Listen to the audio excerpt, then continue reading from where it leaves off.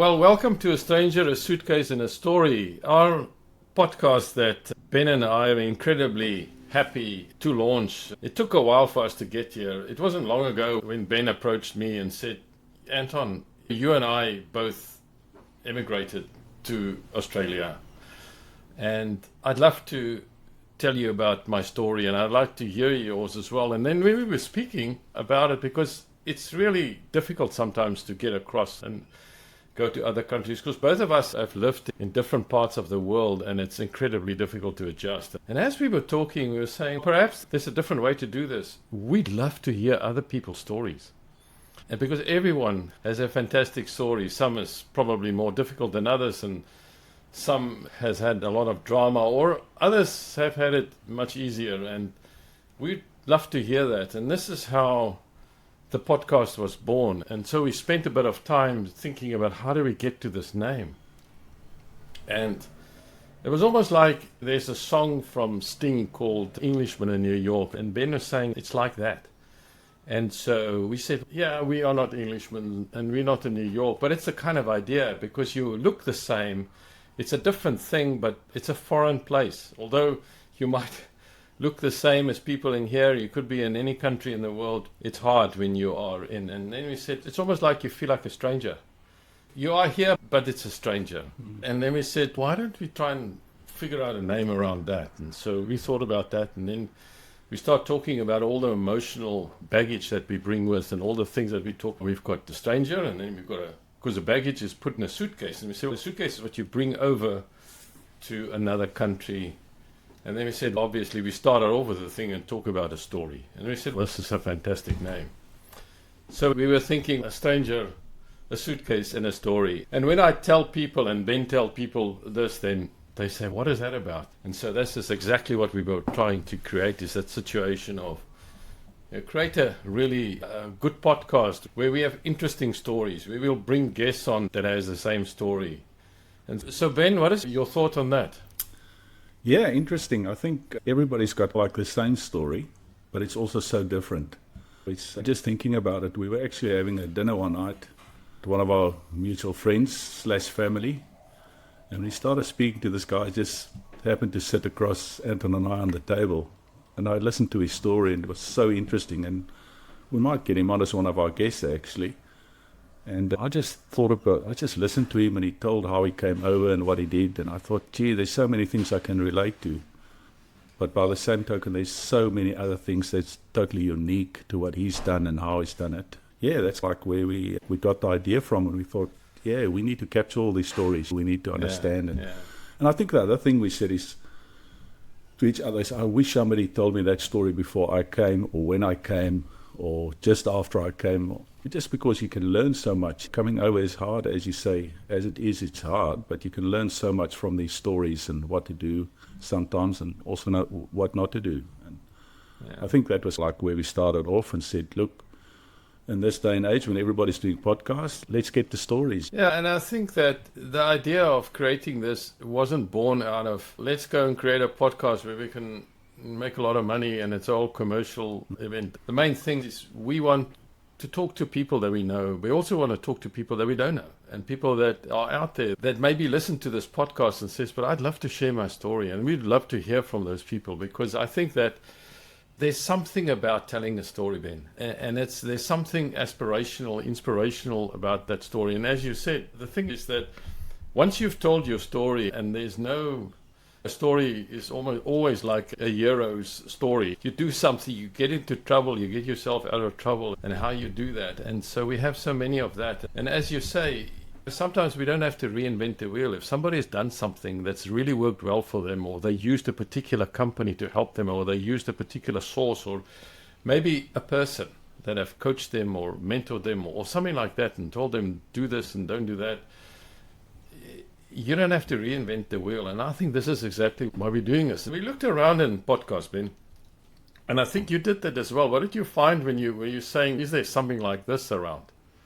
Yeah, I did a little bit of homework, and a lot of the stories we got was, I would say it's more the refugee story, the real rags to riches type thing. But This is not necessarily, not everybody's got that story. What I found is that even people that comes over here with financial means, they're not struggling. A lot of them, companies pay for them to relocate. But when you go and sit and chat to them, you soon find out that even though they had that means, it's still a really tough and hard journey to a certain extent. The emotional side of it, and I think that's the name of our podcast, that emotional name where you pack a suitcase and leave everything behind. Everybody that comes over leave behind a lot of baggage or a lot of history and a lot of infrastructure and a lot of friends and a lot of family, wherever they come from. And landing here, you don't have any of that. You literally start off without having any of that infrastructure. You just spoke about getting the lessons. It's not really always the big lessons. It's just like my wife finding out what's the best washing powder to use here, because you've got no clue. So or where to cut your hair. Exactly. It's just that everyday stuff. And that's why probably many years later my wife's still cutting my hair. We haven't found that guy yet. Never found anybody. No, that's true. It's like the weirdest thing. And you're right, it's such an interesting thing. When I've lived in other countries, and we'll talk about that at some point, but that was always the thing, is just where do you buy your groceries? Because even if you come to Australia, where you think is very similar to South Africa, you're going to the grocery store and it's just not the same. True. We know that in South Africa, for instance, the kind of premier store that you go to buy stuff there is called Woolworths. And so you go there and they got all the pre-packed food and you can buy anything there that you want. You walk a place called Woolworths. Yes, it's a very different place in Australia. And they're still grocery stores, but the aisles are very different. The type of food that you can get is very different. And so that's how people experience. That's a simple thing. That's just buying food. And then try and compare the prices. And it takes you about 2 months to figure out that you can't convert your currency that you were used to $2 in Australia, because it just doesn't work. It takes longer than that. When it suits me, I still pull that one 20 years later. I go, hey, do you realize what that's costing, what we're spending here? Exactly. That's if you want to make a point, right? And exactly. So, right. We did funny things when we came over. For instance, when we came over, we looked at it, what it just cost to go to a hairdresser here. And we looked at each other and say, that's ridiculous. We don't have that kind of money. Louise used to buy these home kits, and I used to highlight her hair at home. She gave me the instructions, so I put this thing on her head. Serious? And then, pulled her hair through, got it through, put the little kwasi, got it on there, and did the whole thing. And I highlighted her hair for a few years. Yeah. Oh, I don't know who was more brave, you or... I know. Definitely. Yeah, it's these kind of things that we find, and there's so many mishaps that you have along the way and things that you thought you could have done differently, and which bank to go to in the first place, and where do you want to rent property. It's incredibly different and much more difficult, because there's a certain way that things operate and you've got to fall into that line, and here's where the thing comes in, right? So where do you go to and who do you ask? It's no use asking a local person that's here, ask them for that kind of advice, because they will give you limited advice, I think, Ben, but they don't have the perspective and the context from where you come from to say, in one country like in South Africa, if you want to rent a property, you call the agent and say, come and show me 5 or 6 places. Yeah. You try and make that same phone call here. It's like, we've got an open house between 8:15 and 8:30 in an apartment, and you think 15 minutes and you can come and have a look, and then you come there and you're one of 20. And so it's just those small things that you go back and say, oh my goodness. Well, the worst thing is then you have to apply and then you don't get the house, and you're a little bit taken aback, and you go, hang on, I'm not getting this application, I just want a rental house. And they say, you've got no rental history. So without a history, we can't give it to you. And you go, I'm not going to get a history if you don't want to give me a house. Yeah, so it's catch-22. It is. And these are all little things. Where do you buy groceries? What do you buy? How much does it cost? Where are you going to stay? And then you've got all these added things. If you've got kids, then, where are they going to go to school? And is it a private school? Because when you come from South Africa, then many people who has got the financial means would put kids in the private school. But in Australia, there are different options, and you need to understand it. And I think the thing that was the most difficult thing for me to understand in the beginning was how the housing structures work here in terms of the areas where you stay. Yeah, suburbs, Yeah, the suburbs, and you never really understood that, and it takes a long time to understand that there's no good or bad suburb at all from a perspective that you would have had in other countries where this is where you need to stay or value of your house. It's because, and this was the wonderful thing about staying in a country like Australia, there's a kind of leveling of things. So you'd get a tradesman staying next to a doctor, and that's how it is. There's no difference. People earn, for the most part, a decent salary. Yeah. And in Australia, I suppose the thing that struck me when we came here is just that it doesn't mean that much in any case to people. My first neighbour when we moved in was what they call a garbo. That's a guy who comes and collects the garbage. Oh, yeah. And I didn't know that till we've probably lived there until about 3-4 years, because nobody's interested in what you're doing. I think one of the first questions they ask you in South Africa is, what do you do? And then you say, I work in this or that. And no, they don't want to know what you work in. They want to know, what is your title? What is your title? What do you do there? Where the Aussies, they don't. Yeah, what do you do? Oh, I'm in automotive. Okay, that's enough for the first 3 years. Now I know where you are. That's right. It's interesting. And there lies this little piece of advice just there, Ben. The thing is that what your perspective is from where you come from, the context which you come from, the questions that you would have to answer where you come from, and when you are here in Australia, they're so different. Yeah. And that's where you make these assumptions, and those assumptions don't work. And then when you make the mistakes, and eventually you just collapse. Then if you stand back and say, okay, how should I be asking these questions? What is important for people here? Because you've got to get ahead in some way, right? And so if it's not important for people where you necessarily come from or what is it that you do, but you're just a mate, and you enjoy the footy together, and you have a barbecue or a braai. We call it a barbecue here in Australia, but if you call it a braai, then everybody gets worked up. And if you're with South Africans and you call it a barbecue, then they all get worked up. And so you learn these lessons along the way. But perhaps, Ben, what we need to do is to, otherwise we'll just carry on talking about these little things. Let's talk a little bit about how did we come here in the first place, and what is it what led you to be here in Australia at this time? And so maybe let's start with you.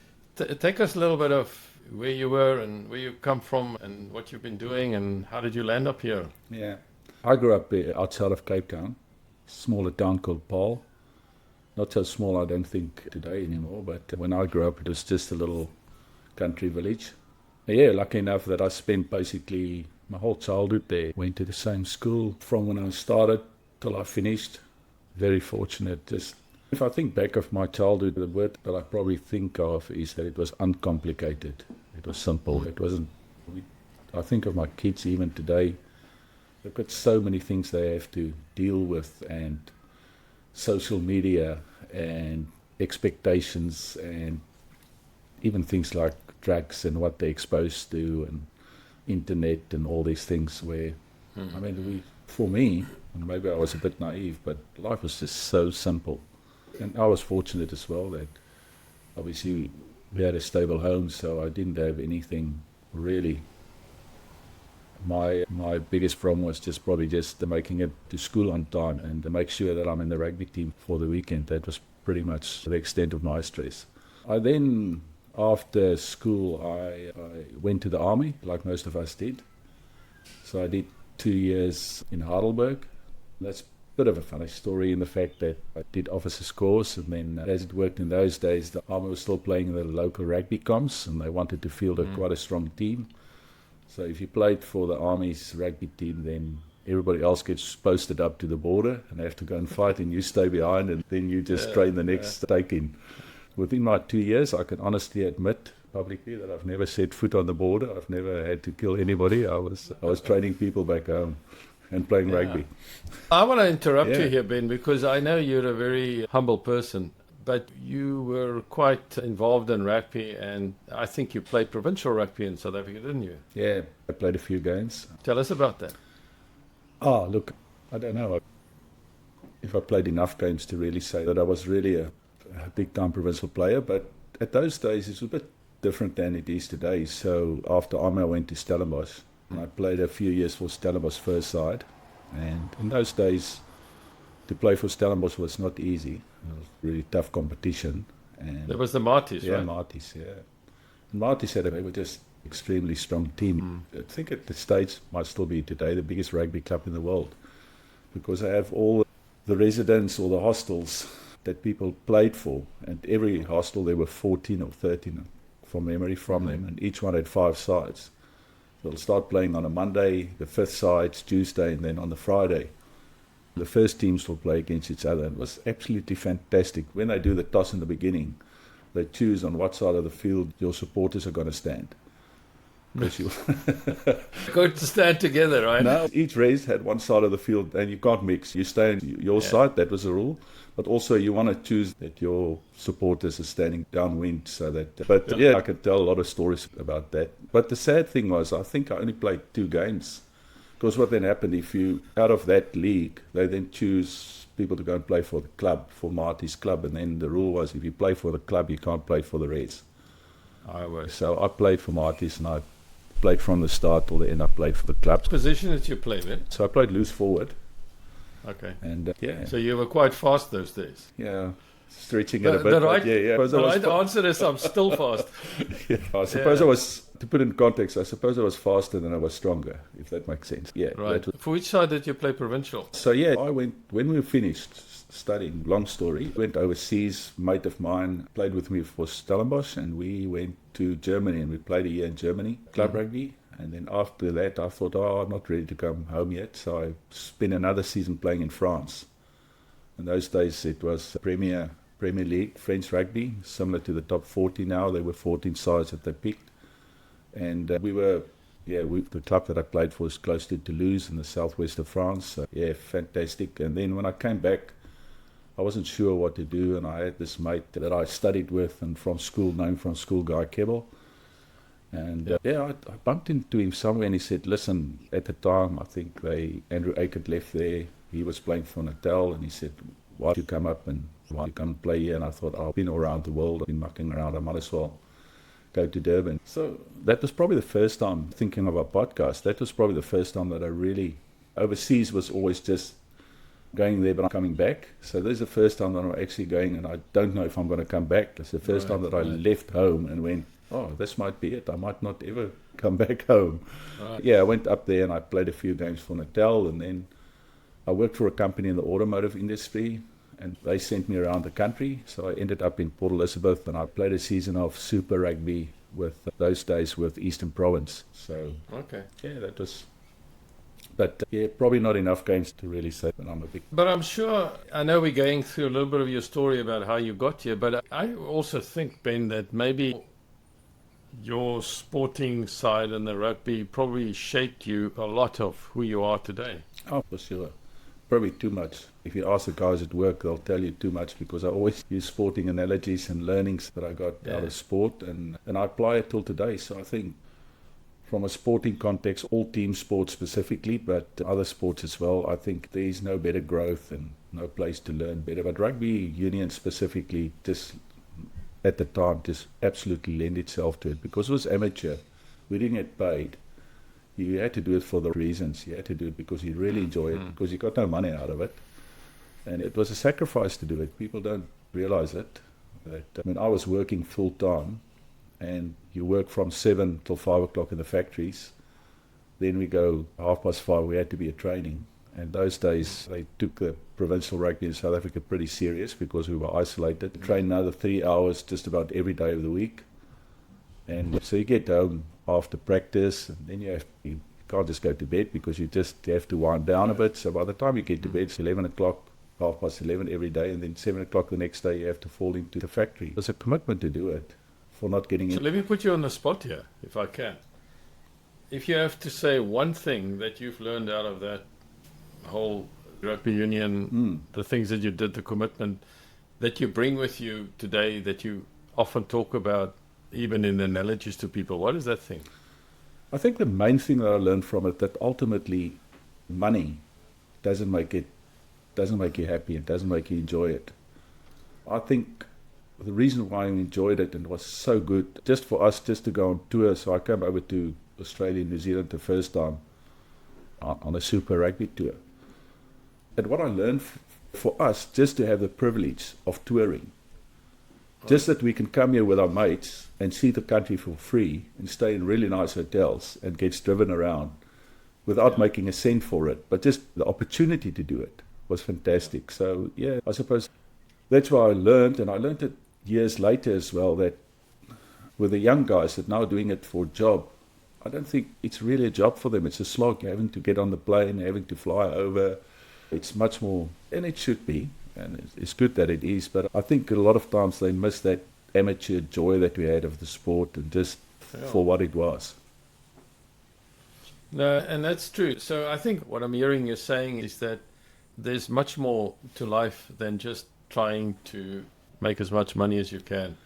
And yeah, for sure. There's a whole series of events that happen in between that if you just focus on money, of course you have to survive somewhere, but if you just focus on the money, you miss all the enjoyment of the mateship and the things that you get in between.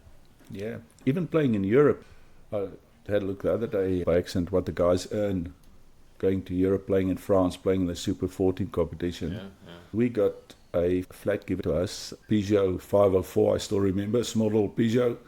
And I think it was a little bit of cash, just enough to buy a few beers in the month. But it was a fantastic opportunity because we really assimilated into the culture there. You had to learn a bit of French, you had to survive. And that was tough in itself because you don't really understand what people are saying and they don't really understand you.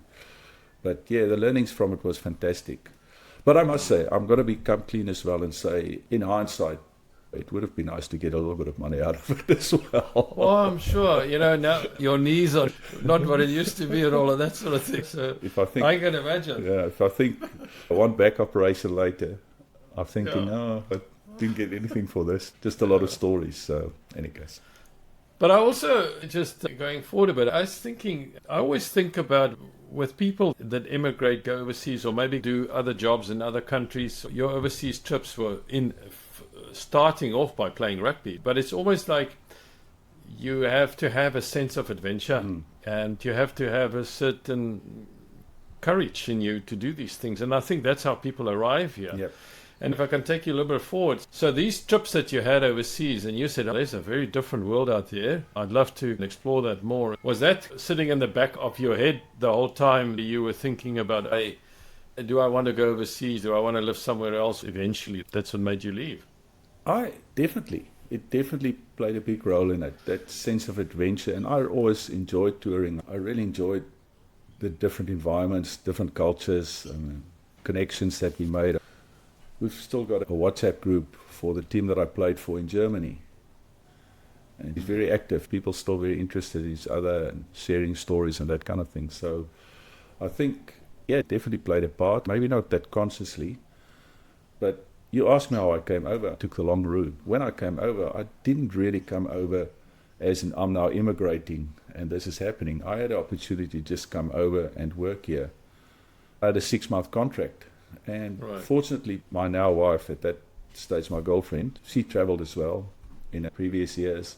She liked the adventure. And we said, look, why don't we just go over and give it a go? If we don't like it, we come back in 6 months. We know what South Africa was like at the time, and going back was not a problem.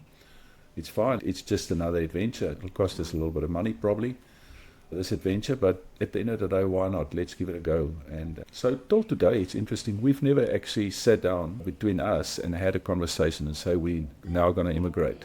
Yeah, so my process was a little bit different, similar but different, if we can kind of segue to that a little bit. And where I also grew up in South Africa, I grew up just outside of Johannesburg in a town called Randburg, which is now a sprawling city, I would imagine.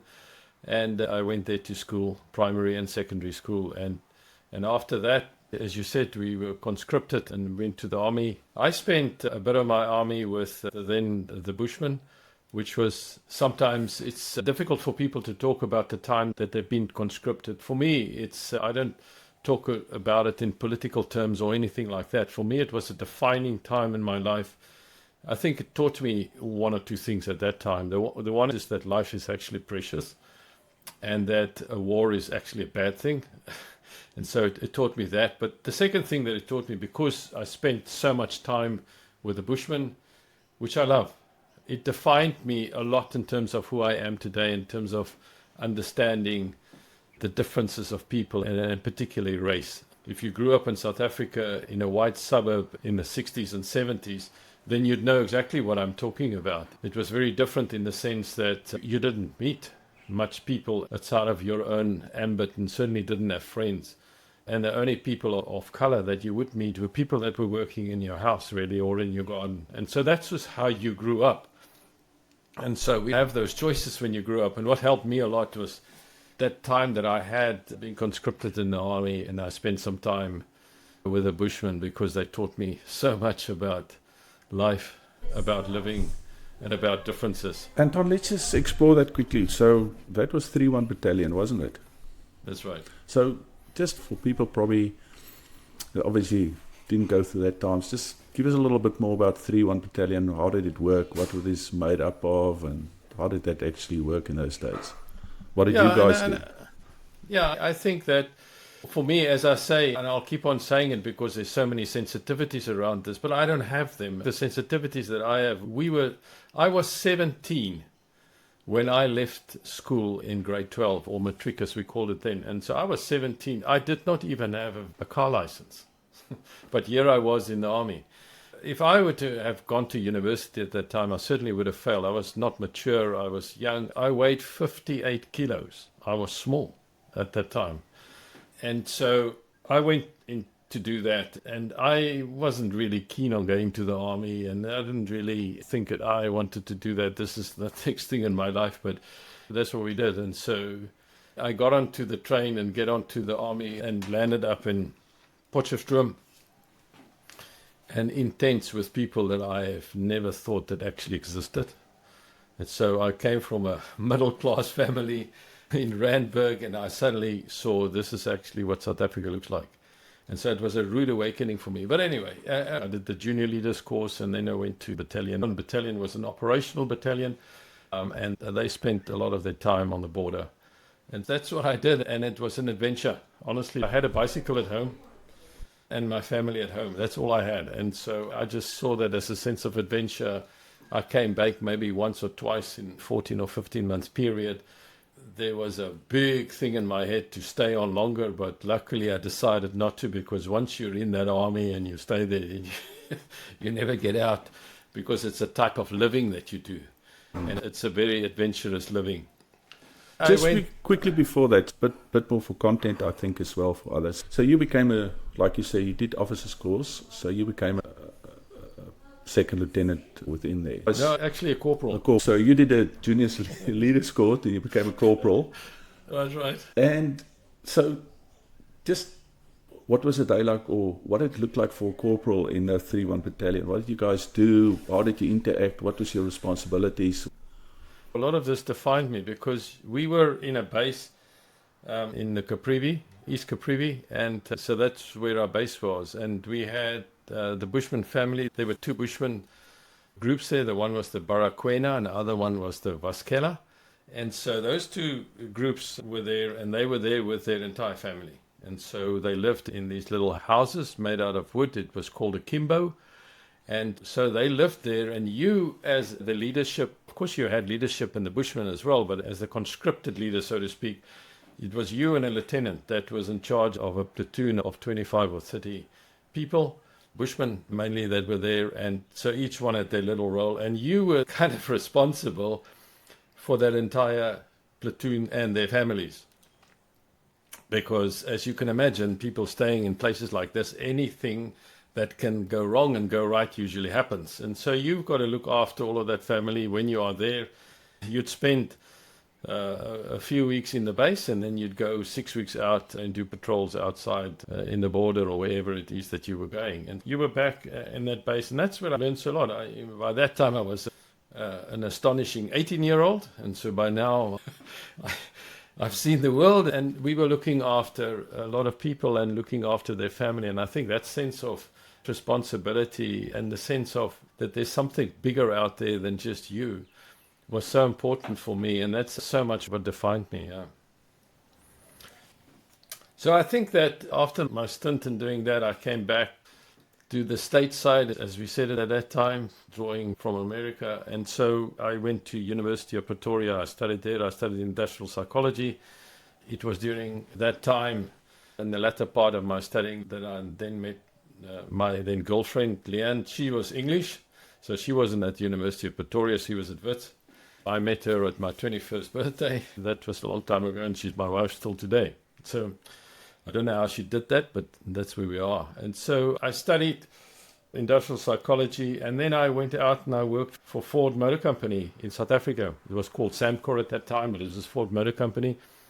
And I got a position as human resources person, and then the only thing I wanted to do, not sure why, was I wanted to be a labor relations person, and I wanted to work with unions. And maybe it was because of how I was defined in my army days. So I understood those people. I understood the level of things that we needed to do. I love working with people that actually try to make a living by making and doing things as opposed to anything else. And so that's what I did, and I spent my time with Ford Motor Company, and that's during that time in my latter sort of career at Ford where I started going overseas.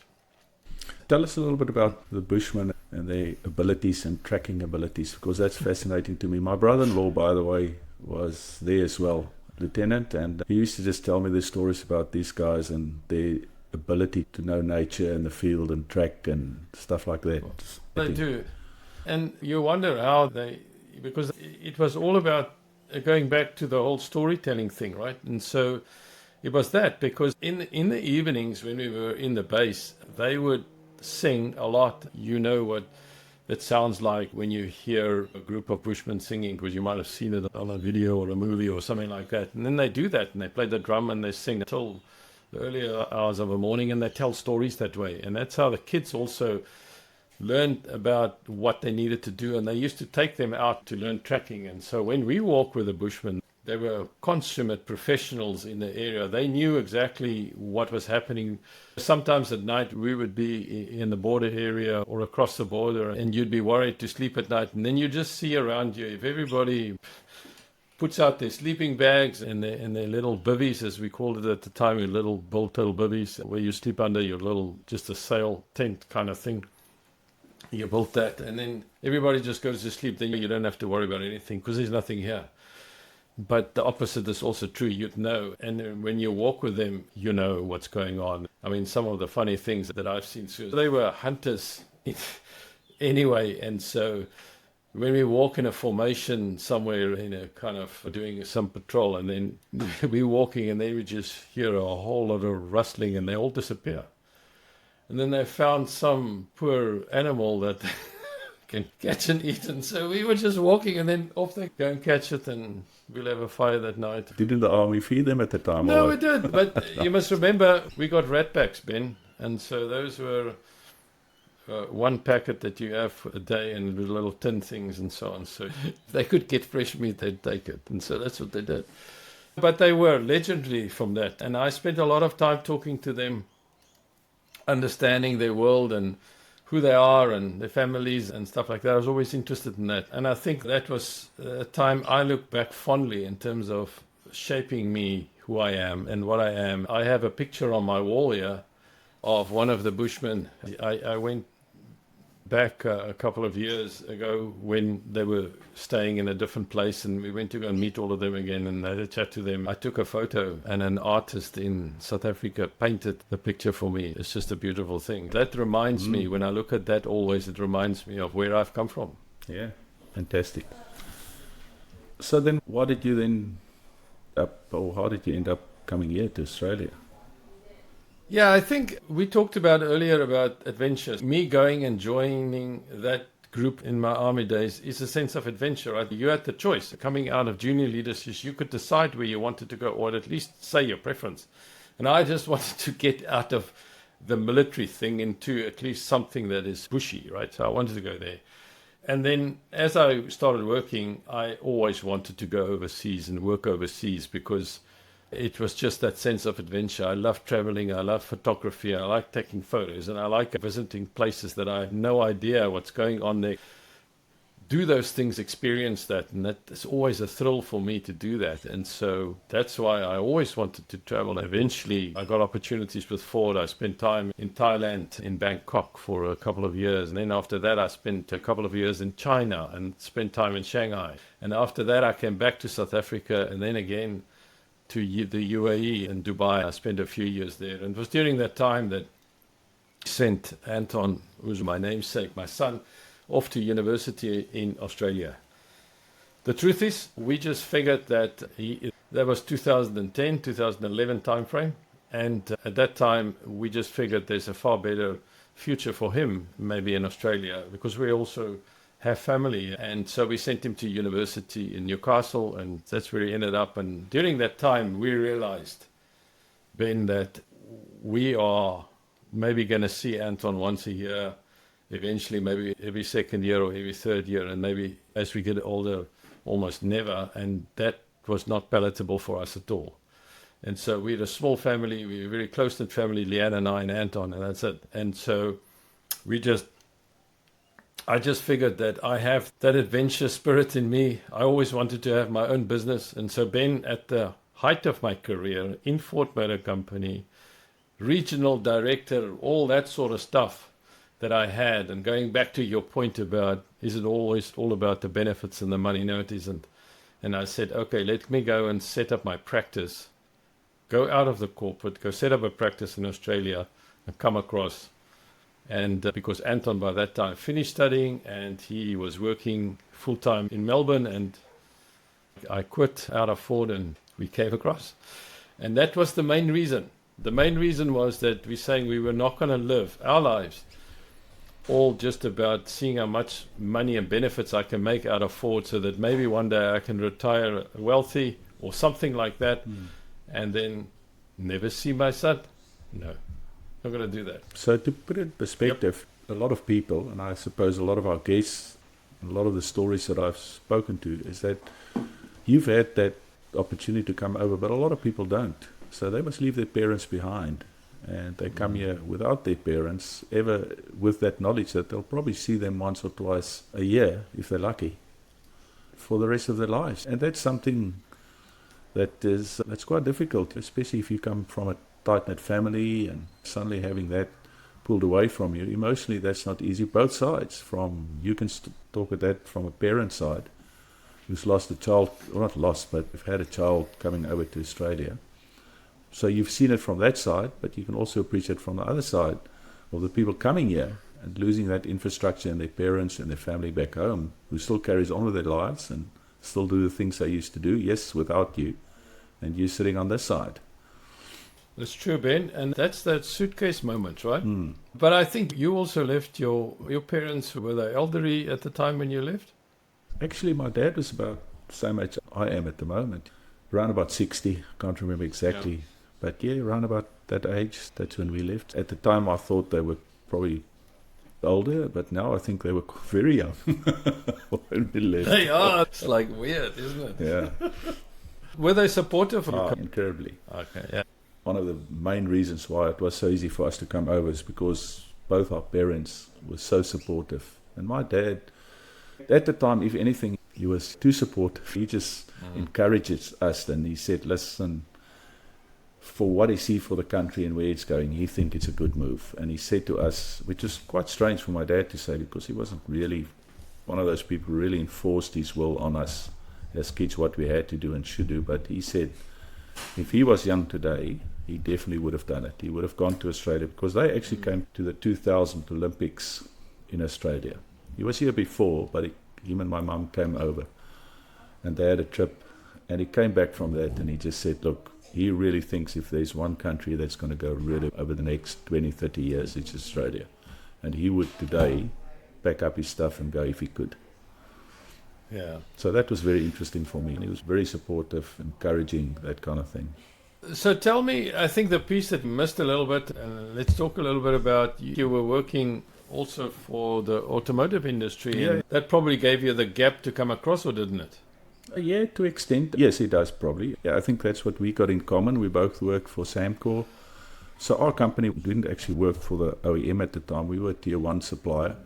We had factories, and our strategy was to have factories at every OEM. So we didn't have one central big factory. We had 10, 12 factories all over the country, wherever that was, because we supplied just-in-time parts, etc. So we were set up right next to the guys. And that gave me the opportunity through that company to move around. So I started off in Durban playing rugby. And then primarily, but went to right, and then I got opportunity to go over to Pretoria. So I went over to Pretoria, spent time with Nissan, then eventually Samcor, and then I went down to Port Elizabeth, spent some time in Port Elizabeth as well. So I went and I worked all over the place, and like you, I then decided, no, I think I've done well, I've had enough making money for other people, I might as well do it myself. So I bought a business in Cape Town, and later got a partner in, and my partner's actually still there, doing really well with the business. But at some point, we had a conversation with friends, and they were looking at going to Ireland actually at the time. And we had this, every Sunday we caught up with mates. We had a big brunch, we called it, and in winter it was in front of the fireplace at my home, and we all sat there, and they made an announcement they're going to Ireland. And for the first time we actually took a bit of stock, and it also happened that I was a little bit with my dad in a business at that time as well, and he basically sold it, the business. And when he sold it, the idea was that the guys who bought it wanted to relocate it to Pretoria, because it was part of an automotive system, part of an exhaust system. So understandably, Cape Town is not really the hub for automotive in South Africa. So they said, no, we really need to be up in either Pretoria, one of those places where there's a big automotive presence. And they were located there as well. That probably played a part as well. So they wanted to move it up. And I said, okay, I went to my then girlfriend, my now wife, and I said, look, we can stay with the company, but we have to relocate to Pretoria. And she said, look, I think you're on your own there. I'm not going to go. I'd rather go to Australia before I go to Pretoria. I don't know why she... Okay. That's a good thing to say. In any case. So long story short is then I phoned this guy that I worked with for many years, and he just immigrated, John. And I phoned John, and we had a very similar CV. We worked in very similar positions with the company that we worked with. And I phoned him and I said, look, I've been there before, but I've been there for rugby. That's not the real world. Yeah. It's not how it really works. Tell me what Australia's really, what's it like to live there? And it was just chance. And he said, look, I went for an interview probably last week, and they offered me the job, but I'm not going to take it. Wow. But if you want to, I'll give them your CV. And we've got a similar CV. Maybe they'll be interested. So at the time, he gave them my CV and said, speak to this guy. They had a telephone interview with me. So they gave me a contract and said, look, they don't really know me, but they're willing to take me for 6 months, and then we'll reevaluate after that. So then we said, we'll go for 6 months and we'll make it an adventure. And if it doesn't work, we'll just go back to South Africa. That's also okay. And we were in limbo, so I wasn't leaving anything behind. It wasn't like I was having to cut any ties. I was going to do that in any case of the company. Yeah, it just worked out the way it worked out. So it was, like you said, it was absolutely just a bit of a fluke, and it was also just around the adventure. I tell you what, I definitely didn't come over for the money. I was paid just basically nothing. But yeah, it was a good experience, good. In hindsight, yeah, the way we did was actually very good. We had no pressure. I think just looking back at it, and I just look at people coming here today, I see a lot of people that made that almost commitment that they immigrated for whatever reason. Some are positive, some negative. And they feel that pressure that they have to make it work here. And because of that, they sometimes get very focused and very driven, probably too much. I don't think the Australians always appreciate or understand that drive that the South Africans come over with, that they've left everything behind and they have to make it work here. They've got no choice. Sometimes that gets perceived as being arrogant or... No, that's true. It's true what you say. I come across many people that talk about South Africans, and they actually are complimentary about that. Often they say they have as the one person put it, they have a fire in their belly, simply because they have to make it.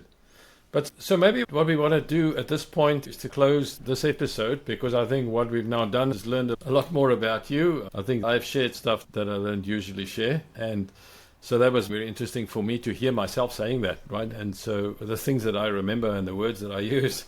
And so that's the thing about a story, right? So you have these memories that come up and remind you of the stuff almost like it was yesterday. So maybe what we can do, the next episode that we'll do is we'll take it from the point when we arrive here in Australia. What was it that we experienced, the things that challenged us?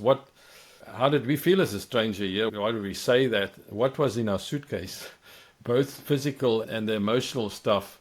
And what is our story? Where are we today? What worked, what didn't work? Ben, what do you think? So we do it that way? Yep, I think looking forward to next time. We'll delve a little bit from our time that we came over and had a look, and what did it mean to become Australian.